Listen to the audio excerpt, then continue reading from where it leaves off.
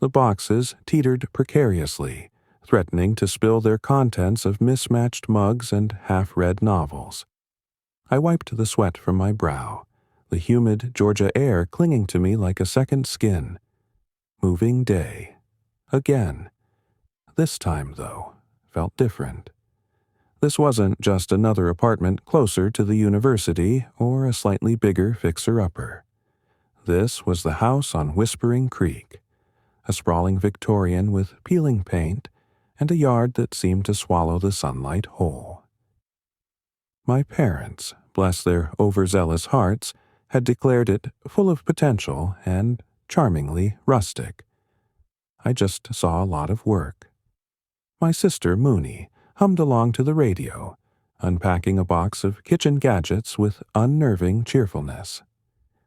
Mooney was always unnervingly cheerful, a beacon of optimism in my perpetually cynical world. We were close, as sisters are, a complicated tapestry of shared secrets and simmering rivalries. But something felt different with her, too, these past few weeks. A quietness, a sort of distant watchfulness in her eyes. "This is going to be amazing, Liam," she exclaimed, holding up a vintage potato masher like a trophy. "Imagine all the dinners we can have in that dining room. And the garden. We can grow tomatoes." I grunted in response, wrestling a particularly recalcitrant armchair through the doorway. Right, tomatoes. And maybe a family of squirrels living in the attic. Don't be such a pessimist. Think positive. And speaking of positive, when is David coming over? David. My best friend since kindergarten, the kind of guy who could always make me laugh, even when I wanted to wallow in self-pity. He was supposed to arrive later that afternoon to help with the heavy lifting, a task he'd volunteered for with an enthusiasm that bordered on suspicious. He said around 4. "Why?" I asked, trying to sound casual, but my heart did a little skip beat. Mooney shrugged, a little too casually. "Just curious. He hasn't been around much lately. Thought he might be avoiding me." That's when the first tendrils of unease began to snake their way into my mind. Mooney and David had always been friendly, but their interactions lately felt different. Charged, maybe. Or maybe I was just projecting my own anxieties onto the situation. The rest of the afternoon passed in a blur of unpacking, arguing with my dad about the placement of the television and fending off my mom's attempts to decorate my room with floral wallpaper. David finally arrived around 5, his usual boisterous energy slightly subdued. "Hey, man," he said, clapping me on the back. "Sorry I'm late. Had to help my mom with something." He avoided my gaze. "No worries," I replied, trying to ignore the nagging feeling that he wasn't telling me the whole truth. "Mooney's been dying for you to get here. She's convinced you're avoiding her." David's face flushed a shade of red usually reserved for sunsets. Avoiding her? Why would I be doing that? "That's what I'd like to know," a voice chirped from behind us. Mooney stood in the doorway, arms crossed, a playful glint in her eyes. But beneath the playfulness, I detected a hint of genuine hurt. "Hey, Mooney," David stammered. I just been busy, you know. Things have been crazy." "Crazy how?" she pressed, taking a step closer. The air crackled with an unspoken tension. I felt like I was watching a scene from a movie, a scene I wasn't supposed to be privy to. I shuffled my feet, suddenly feeling incredibly awkward. Okay, David said, throwing his hands up in surrender. "I haven't been avoiding you. I needed some space to think." "Think about what?" He hesitated, then took a deep breath. About how I feel about you." The words hung in the air, heavy and charged with unspoken meaning. My heart leaped into my throat. I knew it. I knew something was going on. Mooney's eyes widened, and she took a step back, her composure momentarily faltering. "What do you mean?" David ran a hand through his hair, looking utterly miserable. "I mean, I think I might have a crush on you, Mooney. A big one. And it's kind of freaking me out." The confession landed like a bombshell. The unspoken truth, finally brought to light, shattered the fragile peace of our little world. I felt a mixture of emotions swirling inside me. Shock, confusion, a flicker of betrayal, and, if I was being honest, a pang of jealousy. Muni's reaction was just as complex. She looked stunned, then confused, then almost pleased. But then a shadow crossed her face. "David, I don't know what to say," she said softly. I never thought of you that way." "I know," he replied, his voice laced with disappointment. "That's why I needed space. I didn't want to ruin our friendship." "You haven't ruined anything," she said quickly. "It's just, I need time to process this." The conversation ended there, unresolved and awkward. David helped us unload the last of the boxes, but the atmosphere was thick with unspoken words. He left shortly after, promising to call, but his goodbye lacked its usual warmth. As I watched him drive away, a wave of anger washed over me. Anger at David for betraying our friendship, anger at Mooney for not being honest with me, and anger at myself for being so oblivious to what was happening right under my nose. "So," I said to Mooney, turning to face her, "that was interesting." She sighed, running a hand through her hair. "I know, I didn't mean for any of this to happen." "But it did," I said, my voice sharper than I intended. "And now everything's weird, and it's all because of whatever that was." Mooney glared at me. "Don't you think I'm stressed enough already? You don't have to make it worse." "I'm just saying," I retorted. "You could have told me. We're sisters. We tell each other everything." "Not everything," she muttered under her breath. "What was that?" "Nothing," she said quickly. "Look, can we just drop it? I'm tired. I'm stressed. I just want to unpack and pretend this whole thing never happened." I knew she was right. Arguing wouldn't solve anything. But the resentment lingered, a bitter taste in my mouth. The next few days were strained. David didn't call. Mooney spent most of her time holed up in her room, listening to music and avoiding eye contact. I occupied myself with unpacking and exploring the house, trying to ignore the elephant in the room. The house itself, however, refused to be ignored. It creaked and groaned in the wind, its shadows lengthening in the twilight. I discovered a hidden attic filled with dusty antiques and forgotten treasures, and I kept finding things that seemed out of place.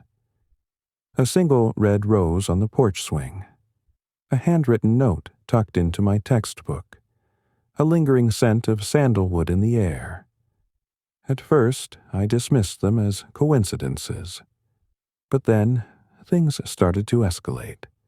I heard footsteps in the attic when I knew I was alone. I saw shadows moving in the periphery of my vision. And one night, I woke up to find my bedroom door slightly ajar, a cold draft swirling around my ankles. I tried to rationalize it. Old houses made noises. My imagination was running wild. But a creeping sense of unease settled over me, a feeling that something was not quite right. I shared my concerns with my parents, but they brushed them aside. "It's just an old house, Liam," my dad said. "It's going to take some getting used to." "Besides," my mom added, "all houses have their quirks." Their dismissive attitude only fueled my anxiety. I felt like I was losing my mind. One afternoon, while exploring the overgrown garden, I stumbled upon a small, dilapidated shed. The door was hanging off its hinges, and the interior was filled with cobwebs and rusty tools. As I rummaged through the clutter, I found a dusty, leather-bound journal. Curiosity piqued.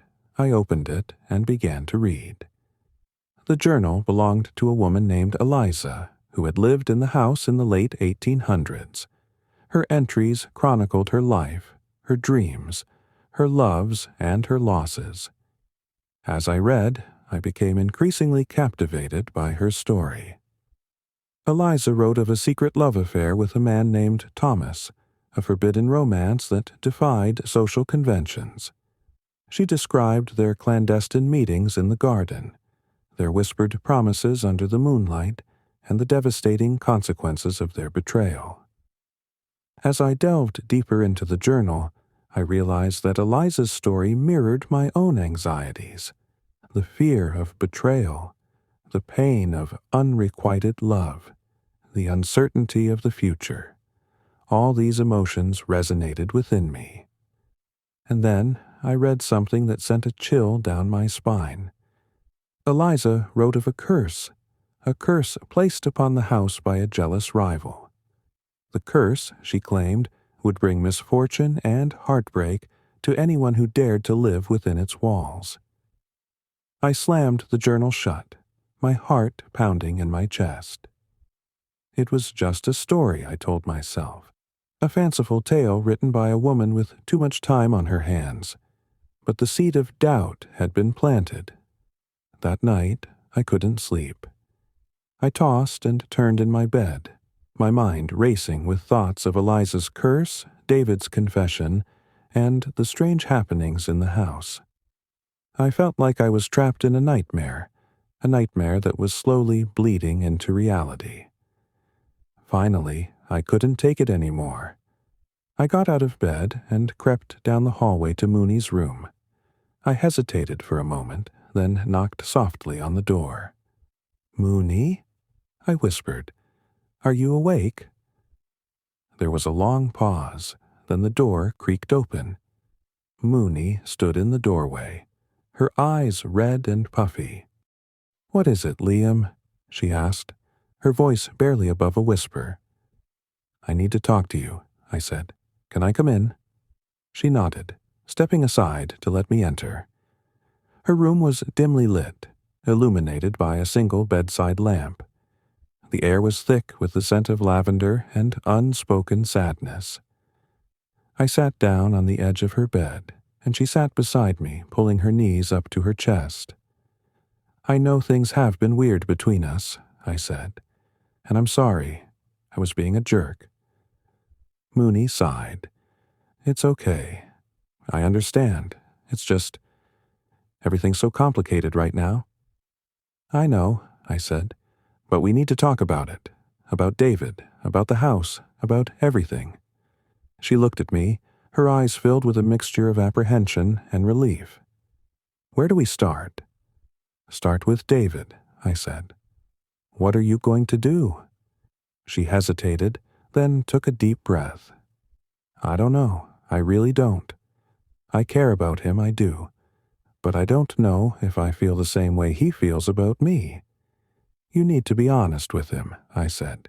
"He deserves to know how you feel." "I know," she said. I'm scared of hurting him." "You can't protect him from everything, Mooney," I said gently. "Sometimes, the kindest thing you can do is to tell the truth, even if it hurts." She nodded, a tear rolling down her cheek. "You're right. I'll talk to him, soon. But first, there's something else I need to tell you." She paused, her gaze dropping to her lap. "Remember when you said we'd tell each other everything?" "Yeah?" "That wasn't entirely true," she said softly. "There's something I've been keeping from you. Something about the house." My heart skipped a beat. "What is it?" She looked up at me, her eyes filled with fear. I think the house is haunted, Liam." I stared at her in disbelief. "Haunted? What are you talking about?" "I've been hearing things, seeing things," she said, her voice trembling. "Shadows, whispers, strange noises. I thought I was just imagining things, but then I started finding things. Little things like someone was trying to communicate with me. She told me about the red rose, the handwritten note, the scent of sandalwood. She described the footsteps in the attic, the shadows in the periphery of her vision, the cold draft in her room. As she spoke, my skepticism began to waver. I had experienced some of those things myself. Maybe I wasn't crazy after all. I found a journal, I said, pulling the dusty book from my bag. It belonged to a woman who lived here a long time ago.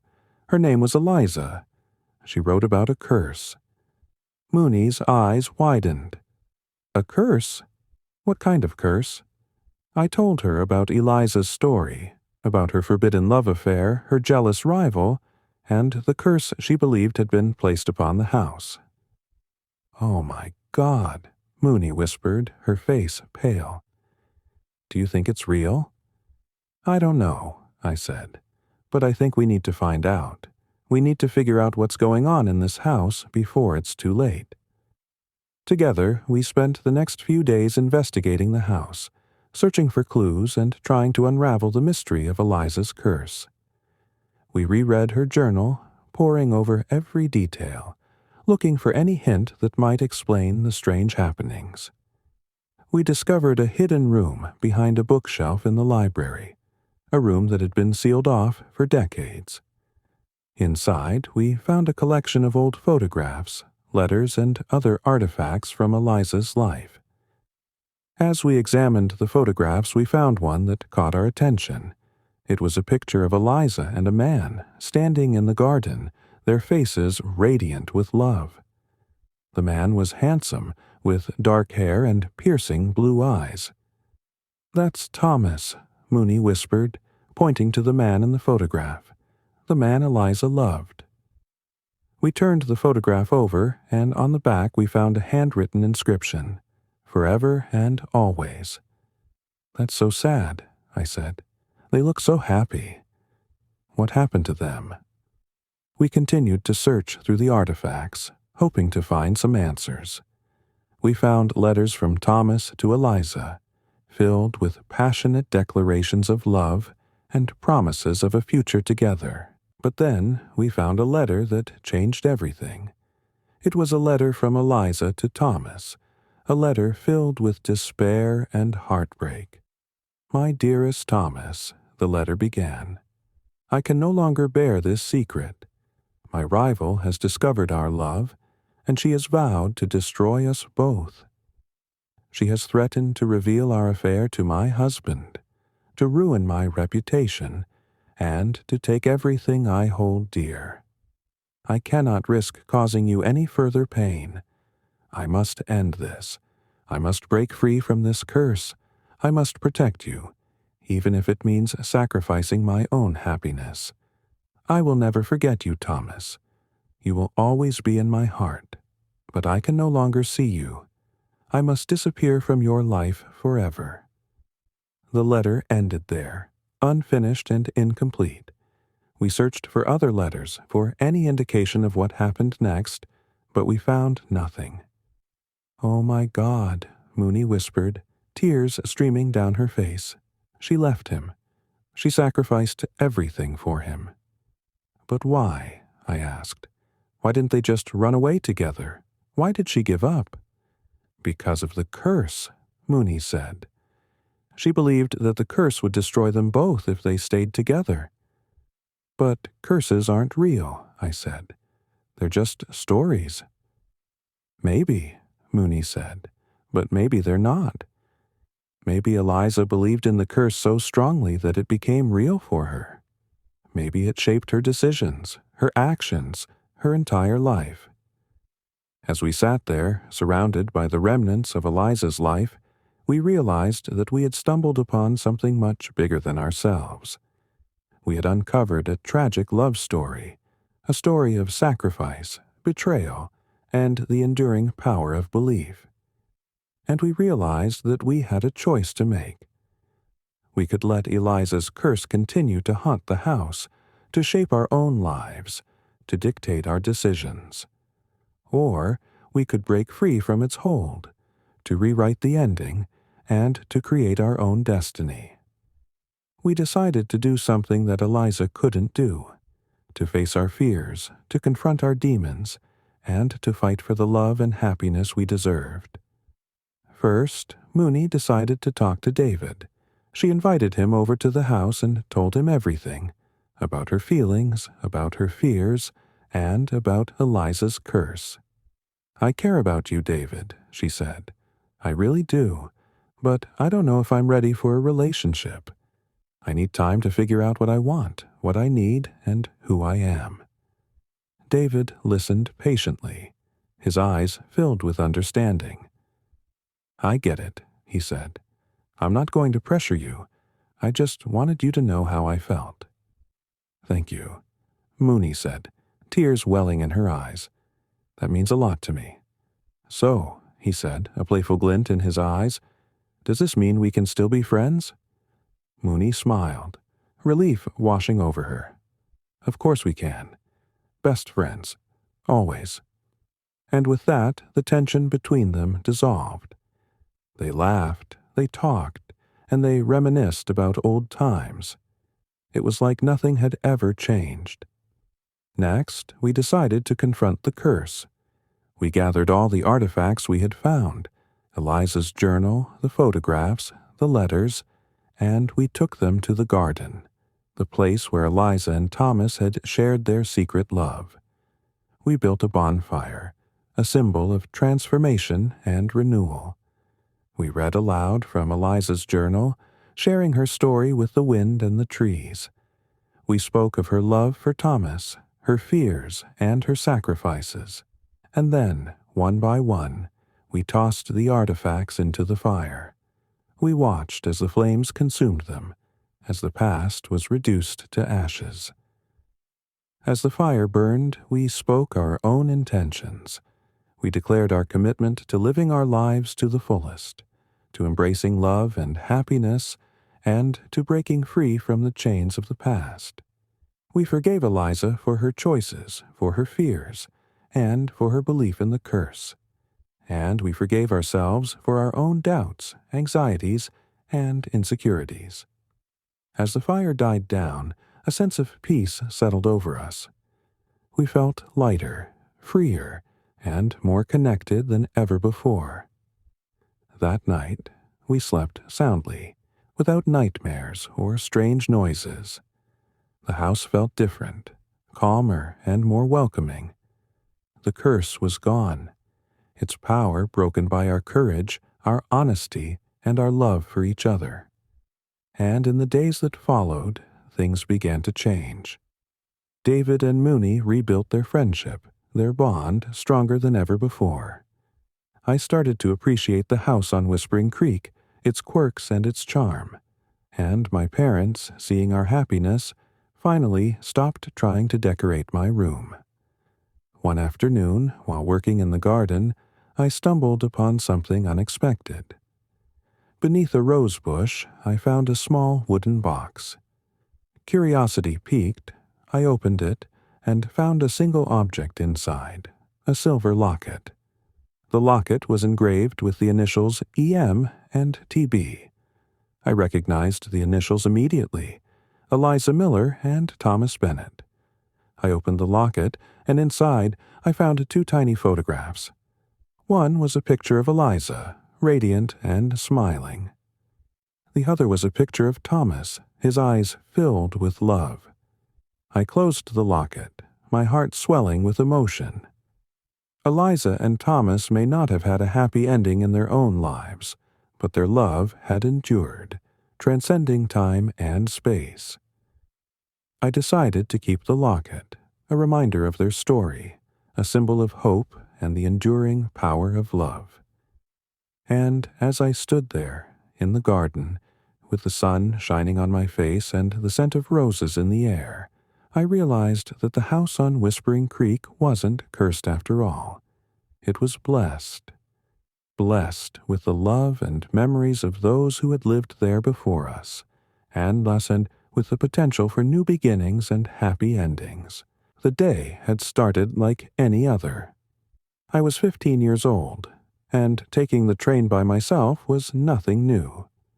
It was one of those rites of passage for teenagers, learning to navigate the city on your own, buying your own ticket, standing on a crowded platform and squeezing into a seat before the train pulled out. I felt confident. I felt independent. But that day, something happened that would shake that confidence completely. I was on my way home from a day out with some friends. We'd gone to a small festival in the city, walked around, laughed, and spent way too much time picking out snacks from street vendors. My wallet was tucked safely into the pocket of my bag, or so I thought. I didn't keep it in my back pocket. Everyone always warned against that. My bag's zipper was secure.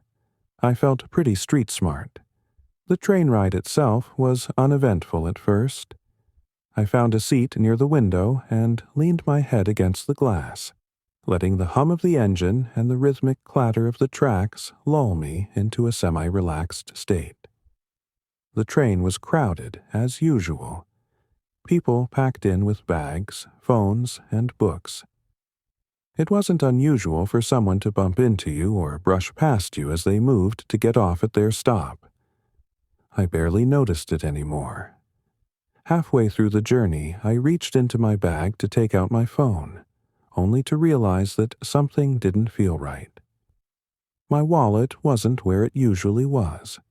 I froze for a second, then quickly rummaged through the entire bag. Nothing. It was gone. My heart started to pound. I opened every pocket, checked under my seat, even patted down my own jacket and jeans just in case I'd put it somewhere else without thinking. Nothing. The wallet was nowhere to be found. I felt the first wave of panic rise in my chest. Not only did it have my money, what little I'd saved for the week, but it also held my train pass, my school ID, and a few other important cards. I didn't know what to do. My stomach churned as the realization sank in. I was stranded. I had no cash to buy another ticket home. My phone had some battery left, but I wasn't sure who to call. I thought about my dad, but then hesitated. What would he think? Would he be angry at me for not keeping my things safe? The train kept moving, and I sat there staring out of the window, feeling helpless. By the time I reached the station closest to home, it was already evening. The sky had started to darken, and the once crowded station seemed lonelier now. People were rushing past me, heading for taxis, buses, or waiting cars. I, on the other hand, was frozen. I still didn't know how I'd get home. The streets beyond the station seemed darker than usual, and I felt more alone than I'd ever felt before. I tried to think of other solutions. Could I walk home? It would take over an hour, and it didn't seem safe. Could I borrow money from a stranger? I looked around and quickly discarded the idea. Everyone was in a rush, and I couldn't imagine approaching someone for help. I felt the tears start to prick at my eyes, but I blinked them back. Its fur was matted with dirt and grime, clinging to its bones like a second skin. Scars crisscrossed its face, testament to a hard life lived on the streets. Its ribs were clearly visible beneath its thin coat, and its breathing was shallow and raspy. It looked up at me, its eyes wide and pleading, a dull amber in the harsh sunlight. Those eyes, filled with a depth of pain and vulnerability, pierced through my indifference, stirring something deep within me. I couldn't just leave it there. "Hey there, little one," I murmured, my voice trembling slightly. "It's okay. I'm not going to hurt you." I reached out a tentative hand, extending it slowly towards the cat. It flinched at first, drawing back slightly, but then, hesitantly, it allowed me to touch it. Its fur felt rough and brittle beneath my fingers. Carefully, I scooped it up, supporting its frail body in my hands. It was lighter than I expected, almost weightless. It didn't struggle, didn't hiss or scratch. It simply lay there limp and exhausted, its head resting against my palm. The immediate problem was getting it out of the road. I glanced around, trying to assess my options. The nearest sidewalk was a few feet away, separated by a steady stream of traffic. Taking a deep breath, I waited for a break in the cars and darted across the road, clutching the cat tightly to my chest. I stumbled onto the sidewalk, my legs shaky with adrenaline. Once safely on the sidewalk, I sat down on a nearby bench, cradling the cat in my lap. It was shivering uncontrollably, its small body racked with tremors. I needed to get it warm, I thought, and I needed to get it food. I remembered a small convenience store a few blocks back. They usually had small cartons of milk. It wasn't ideal, but it was better than nothing. Carefully, I adjusted the cat in my lap, making sure it was secure. Then, with a sigh, I stood up, pushing my bicycle alongside me. The convenience store seemed miles away, each step a monumental effort. The walk was agonizingly slow. The cat remained still in my arms, its breathing shallow and erratic. I kept talking to it, murmuring reassurances, telling it that everything was going to be all right. I wasn't sure if it understood, but it seemed to calm it slightly. Finally, I reached the convenience store. My arms ached, and my legs felt like lead. I leaned my bicycle against the wall outside and hurried inside. The store was small and cramped, filled with the usual assortment of snacks, drinks, and lottery tickets. I quickly located the refrigerated section and grabbed a small carton of milk. At the checkout, the cashier, a bored-looking teenager with multiple piercings, barely glanced at me. Back outside, I tore open the carton of milk and poured a small amount into my palm. I knelt down beside the cat, offering it the milk.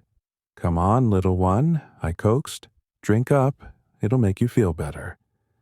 The cat hesitated for a moment, then tentatively lapped at the milk. Its tongue was surprisingly strong, and it quickly finished the small amount in my palm. I poured a little more, and it drank again, more eagerly this time. After it had finished the milk, the cat seemed slightly more alert. Its eyes were still dull, but there was a flicker of life in them. It even managed a weak purr as I stroked its fur. The milk had helped, but it was only a temporary fix. The cat needed proper medical attention. I considered taking it to a vet, but I knew I couldn't afford it. My freelance work was erratic, and I was barely making ends meet as it was. I sighed, running a hand through my hair. What was I going to do? The cat purred again, nudging its head against my hand. Its trust, its vulnerability, touched me deeply. I couldn't just abandon it. I knew there was a local animal shelter on the other side of town. It was a long way to walk, especially with the cat, but it was the only option I could think of. Carefully, I placed the cat in the basket of my bicycle, lining it with my jacket to make it more comfortable. Then, with a deep breath, I started pedaling. The ride to the animal shelter was long and arduous. The traffic was heavy, and the sun beat down mercilessly.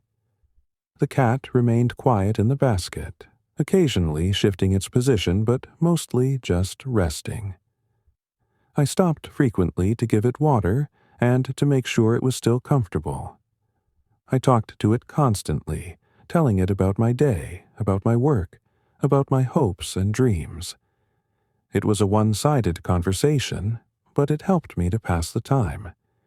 As we rode, I found myself becoming increasingly attached to the little creature. Its resilience, its quiet dignity, had captivated me. I had always been a solitary person, content with my own company, but now I felt a strange sense of companionship with this small, helpless animal. Finally, after what seemed like an eternity, I reached the animal shelter.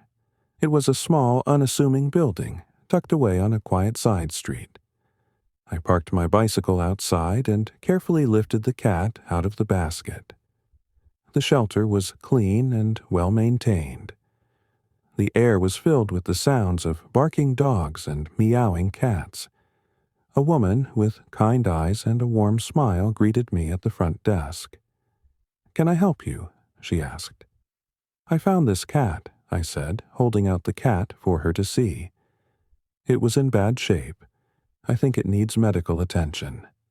The woman took one look at the cat and her expression softened. "Oh, you poor thing," she murmured. "We'll take good care of it."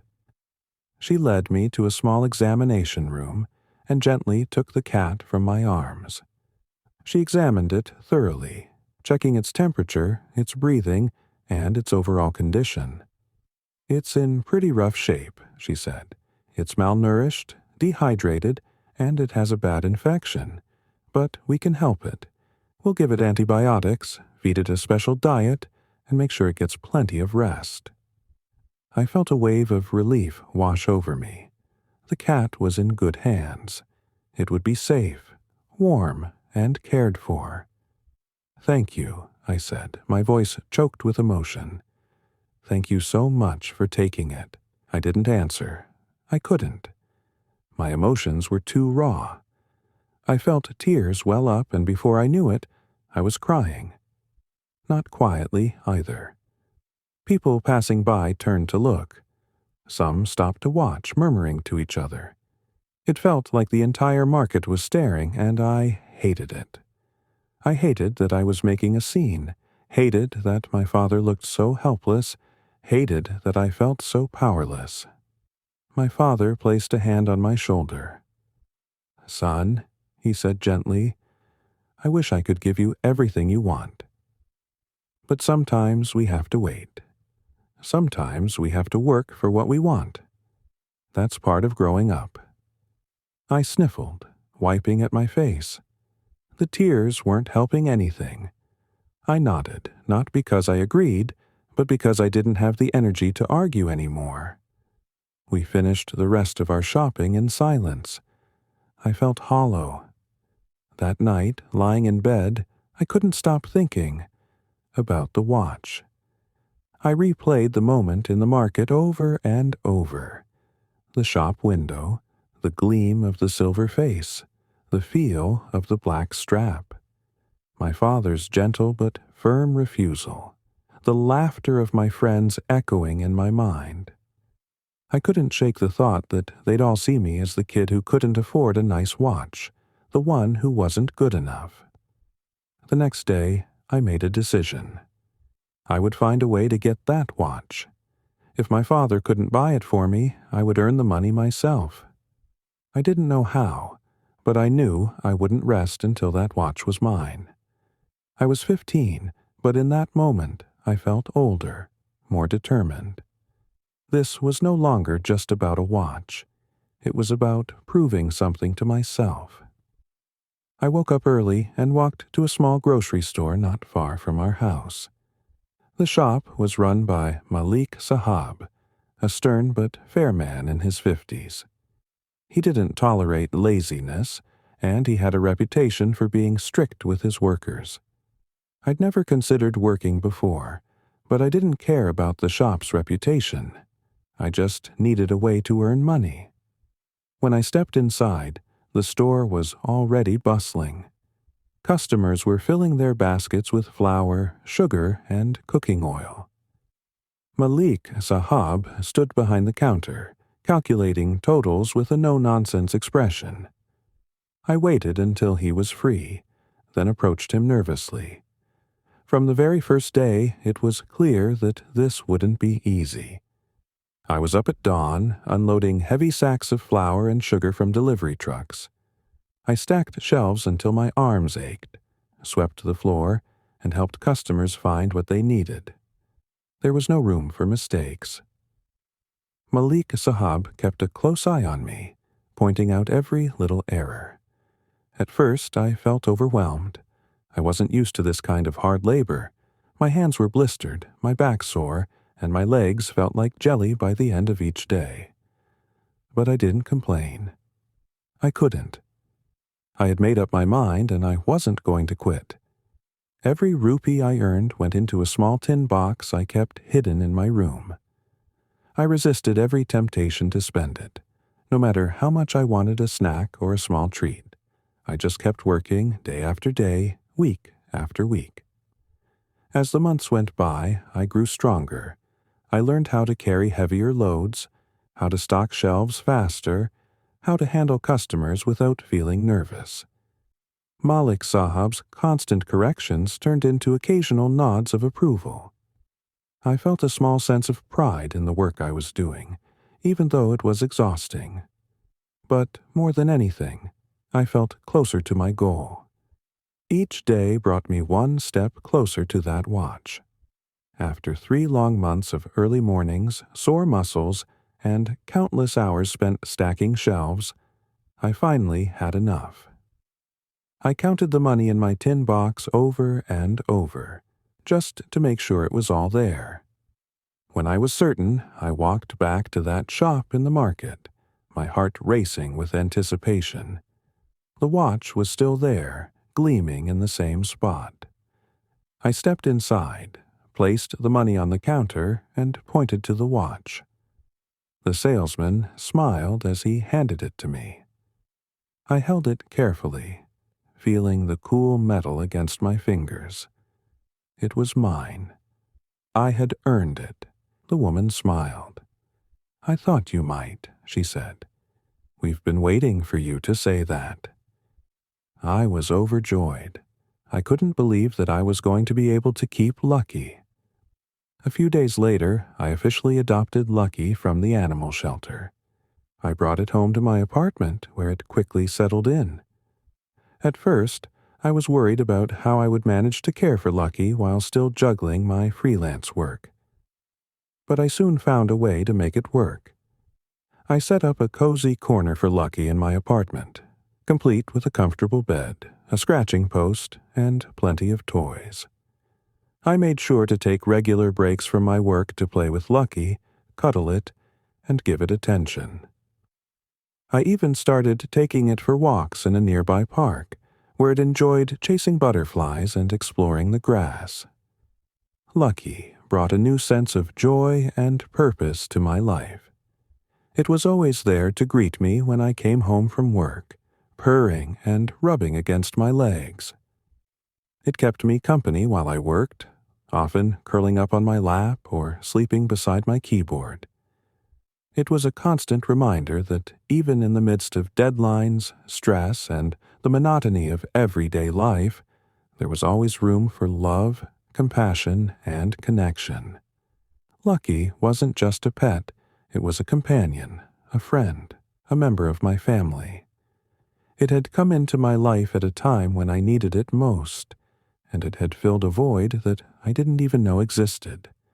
And all it took was a chance encounter on a busy road, a moment of compassion, and the courage to stop and help a small, vulnerable creature in need.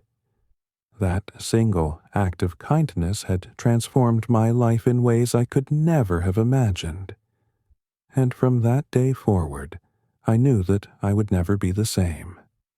The world felt more vibrant, more meaningful, and more full of possibilities, all thanks to a little gray cat named Lucky. The scent of rain-soaked asphalt always brought her back. It was the exact aroma that permeated the air the day Alara told him. Not the gentle, cleansing petrichor of a summer shower, but the sharp, metallic tang of a storm that had just ravaged the city. He'd been waiting for her under the awning of their favorite coffee shop, the neon sign of a steaming mug buzzing overhead, casting a sickly yellow glow on his hopeful face. He'd been saving for weeks, cutting back on everything, ramen instead of takeout, walking instead of taking the bus, all to afford the vintage edition of 100 Years of Solitude he knew she coveted. It was a first edition, brittle with age but filled with the magic that had woven itself between them through countless late-night discussions fueled by lukewarm coffee and shared dreams. He saw her walking towards him, her dark hair plastered to her forehead, her usual vibrant eyes dulled with a strange, unfamiliar melancholy. He'd thought she was just tired. He'd been wrong. "Sam," she'd started, her voice barely a whisper above the city's rumble. "We need to talk." Those 4 words, so innocuous, so cliché, were the opening salvo in a war he didn't even know he was fighting. He'd braced himself for an argument, a disagreement about their future, the usual bumps in the road of a young, blossoming relationship. He wasn't prepared for what came next. "There's someone else," she'd said, the words ripping through him like shards of glass. He remembered staring at her, his mind struggling to process the enormity of what she'd just confessed. The rain seemed to intensify, the city noise amplifying, drowning out his ability to think, to feel, to breathe. He'd met Ilara during their freshman year at the university. She was everything he wasn't. Spontaneous, artistic, bursting with a contagious energy that drew people to her like moths to a flame. He was quiet, reserved, more comfortable in the company of books than people. He was, in his own estimation, unremarkable. But Ilara had seen something in him. She'd found beauty in his introverted nature, a depth in his quiet contemplation. She'd dragged him out of his shell, introduced him to a world of art galleries and open mic nights, and shown him that he, too, could be part of something beautiful. He'd fallen deeply, irrevocably in love, and he'd thought she felt the same. He'd asked her questions, clumsy and desperate. Who was he? How long had this been going on? Why? She'd answered with a pained expression, her voice barely audible above the rain. His name was Julian. He was older, successful, a patron of the arts, and, most importantly, he could offer her a life Sam never could. The implication hung in the air, heavy and suffocating. Julian had wealth, connections, a future paved with gold. Sam had a shared student apartment, a part-time job at the university library, and a stack of dreams as fragile as the first edition he held clutched in his hand. He'd tried to fight. He'd pleaded, argued, told her about the future he envisioned, a future with her by his side. He'd promised her everything he had, everything he was. But it was no use. The decision was made. The gap between them was too wide to bridge. The rain had finally stopped when she walked away, leaving him standing alone under the buzzing neon sign, the unopened book a lead weight in his hand. The scent of rain-soaked asphalt clung to him, a constant, painful reminder of what he had lost. He'd heard whispers in the weeks that followed. Julian had swept her away to Europe, funded her artistic endeavors, treated her like a queen. Then came the wedding announcements, splashed across the society pages of the local newspaper. Ilara, radiant in a designer gown, standing beside a man who looked every bit the part of the wealthy benefactor. He hadn't gone. He couldn't bear to see it. He'd stayed in his apartment, surrounded by the books that had always been his solace, the scent of rain a constant companion. That was 5 years ago. He was a different person now. The naive, idealistic boy who had fallen in love with Ilara was gone, replaced by a man who was cynical, guarded, and deeply distrustful. He'd finished university, landed a decent job in the IT department of a local company, and built a comfortable, if solitary, life for himself. He dated occasionally. Superficial encounters that left him feeling empty and unsatisfied. He'd tried to be open, to give these women a chance, but He couldn't shake the feeling that he was being judged, measured against some invisible yardstick of success and wealth. He saw Ilara in every woman he met, the potential for betrayal lurking beneath the surface. He'd become adept at spotting the warning signs, the subtle hints about her family's financial situation, the casual mentions of expensive vacations, the carefully curated Instagram feeds that screamed aspirational lifestyle.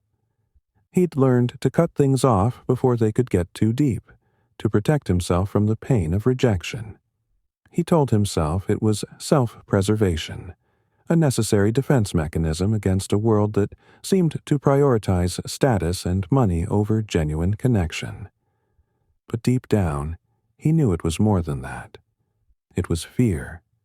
Fear of being hurt again. Fear of not being enough. Fear of being abandoned for someone richer, someone better.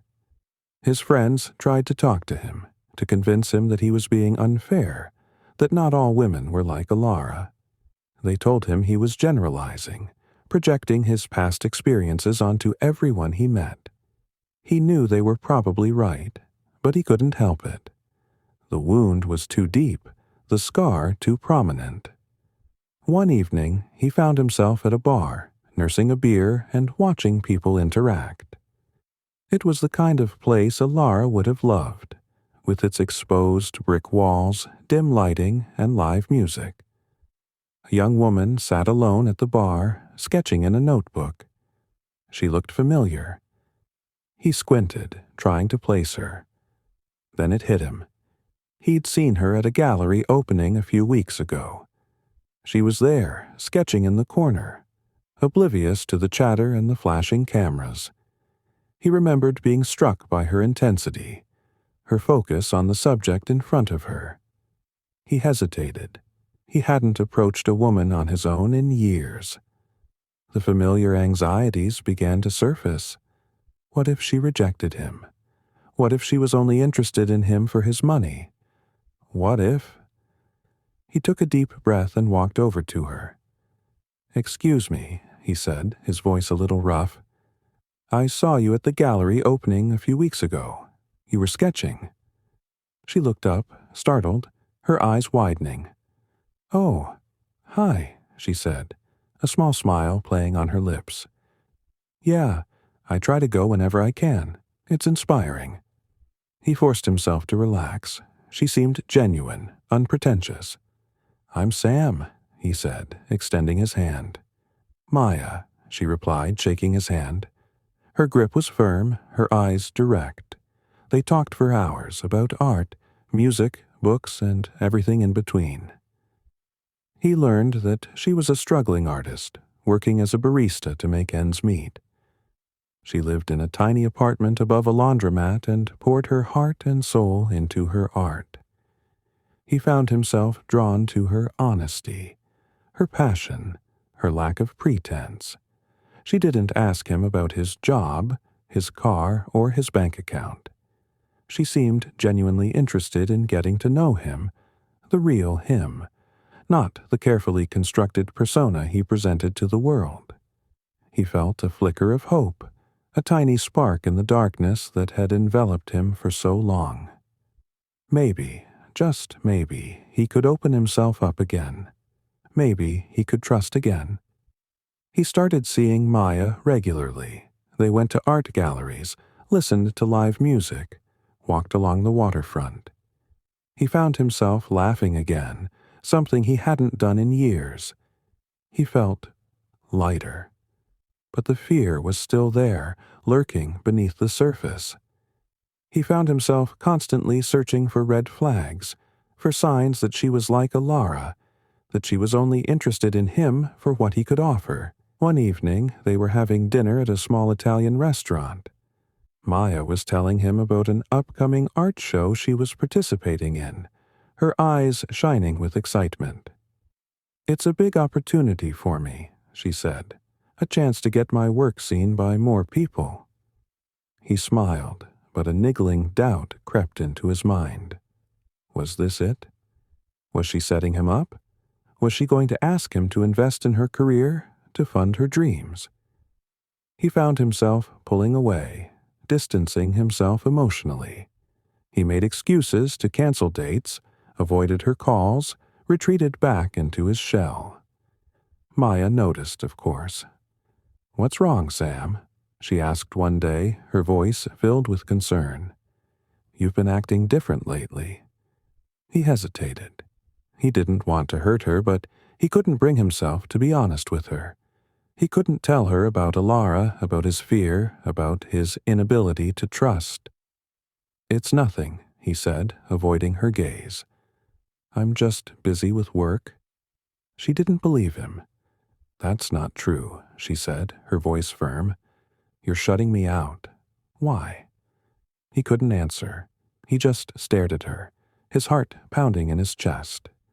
"Is it me?" she asked, her voice cracking with emotion. "Did I do something wrong?" He wanted to tell her the truth, to explain his fears, to beg her to understand. But the words wouldn't come. He was paralyzed by his own insecurities. I don't know," he stammered. She looked at him, her eyes filled with a mixture of sadness and disappointment. "I thought you were different, Sam," she said softly. "I thought you were someone I could trust." She turned and walked away, leaving him standing alone, the scent of rain-soaked asphalt filling his nostrils. He watched her go, his heart breaking into a million pieces. He knew he had made a mistake, a terrible mistake. He had let his fear ruin something beautiful, something real. He realized with a sickening jolt that he was becoming the very thing he hated. A bitter, cynical man who couldn't see the good in the world because he was too afraid of being hurt. He was letting the past define him, letting Alara's betrayal poison his future. He knew he had to change. He had to confront his fears, to let go of his anger, to learn to trust again. It wouldn't be easy, but he owed it to himself, and he owed it to Maya. He started therapy, talking about his past, his fears, his insecurities. He learned to recognize his triggers, to challenge his negative thoughts, to forgive Alara, and, most importantly, to forgive himself. It was a long and difficult process, but slowly, gradually, he began to heal. He started to see the world with new eyes, to appreciate the beauty and the kindness that still existed, despite the pain and the betrayal he had experienced. He knew he couldn't undo the past, but he could learn from it. He could choose to be different, to be better. He could choose to trust again. He knew he needed to find Maya. He needed to apologize, to explain himself, to ask for a second chance. He didn't know if she would forgive him, but he had to try. He found her at the art show she had told him about. Her paintings were displayed prominently, her name in bold letters beside each piece. They were beautiful, vibrant, full of life. He stood in the back of the room, watching her interact with the other guests. She looked happy, confident, surrounded by people who appreciated her talent. He took a deep breath and walked towards her. "Maya," he said, his voice trembling slightly. She turned, her eyes widening in surprise. "Sam," she said softly. He didn't know what to say. He just stood there, staring at her, his heart pounding in his chest. I'm sorry," he finally managed to say. "I was wrong. I was scared. I let my past ruin something beautiful. I'm so sorry." She looked at him for a long moment, her expression unreadable. He waited, holding his breath, bracing himself for rejection. Then a small smile played on her lips. "I know," she said softly. "I know you were scared." He looked at her, confused. "I saw it in your eyes," she explained. "I saw the pain, the fear. I knew you had been hurt." He was amazed. She understood him, even when he couldn't understand himself. "I don't expect you to forgive me," he said, his voice barely a whisper. but I wanted you to know that I'm working on myself. I'm trying to be better." She reached out and took his hand. "I know you are," she said, "and I appreciate that." He looked at her, his eyes searching hers. Is there a chance?" he asked. She smiled. "Maybe," she said, "but you have to promise me something." "Anything," he said. "Promise me you won't let your fear define you," she said. "Promise me you'll trust me." He nodded, his eyes filling with tears. "I promise," he said. He knew it wouldn't be easy. He knew there would be challenges ahead, but he was ready to face them, together with Maya. He was ready to let go of the past and embrace the future. He had learned a valuable lesson, that love is a risk, a leap of faith. It requires vulnerability, trust, and a willingness to let go of fear. And sometimes the greatest reward comes from taking that leap. The scent of rain-soaked asphalt still brought her back, but now it also brought hope. He had found love again, not the naive, idealized love of his youth, but a deeper, more mature love, forged in the fires of pain and betrayal. And this time, he knew he would do everything in his power to protect it.